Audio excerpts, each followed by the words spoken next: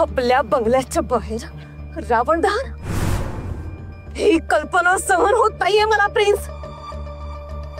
रावण राक्षस कुळातलाय. त्याला असं जळताना बघत असताना मी खोटं खोटं हसू सुद्धा शकत नाहीये. मान्य आहे मला, पण ती शक्ती तिला थांबू शकणार आहे रावण दहन करण्यापासून? तेवढं सांग मला. झालो घामाघूम बाबाला सोडून. वाट लागली. काय ते रस्त्याचे हालत आहे बापरे बॉस. काय ते रस्ते, काय ते खड्डे, काय ते ट्रक, सगळं कसं एकदम वाट लागून गेले. वाट माझ्या हातात जर सत्ता असती ना, तुम्हाला सांगतो डोंगराला होल पाडला असता आणि त्यातून भुयारी मार्ग काढला असता. माझ्या हातात सत्ता पाहिजे होती, फक्त याला दाखवलं असतं मी. तू त्या गुरुजींना का आणलंस इथे? त्याचे दिवसकार्य करायचं होतं ना, म्हणून घेऊन आलो होतो मी. बाकी कशाला काय आणणार, त्याला थोडी फिरायला घेऊन आलो होतो. वहिनी बॉस, मला सांगा चेटकोबाचा आत्मा स्वर्गात जाईल की नरकात जाईल?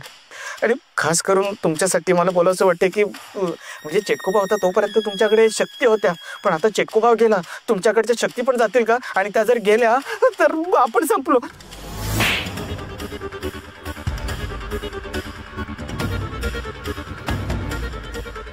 काही संपलेलं नाहीये. कळलं तुला?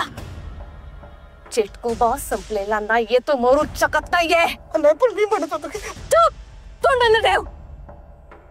नाही संपलं काय?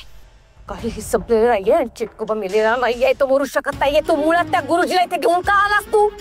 त्या शिवानी शक्यता संशय आला असता तर काय केलं असतं आपण? मला काय माहित, ते दोघं जण इकडे येणार ते मला काय. तोंडाला ठेव. सांगा ना तुम्ही काहीतरी. कधी कधी तुझा इतका राग येतो ना,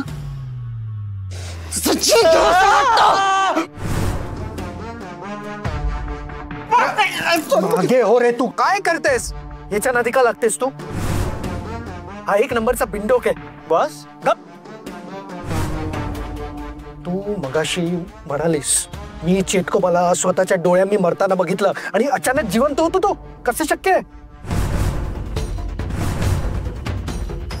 कारण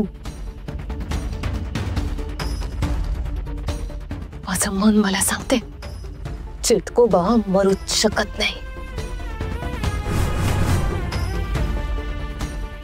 मी शोधणार चेटकोबाला, परत आणणार मी त्याला. मी परत आणणार माझ्या चेटकोबाला.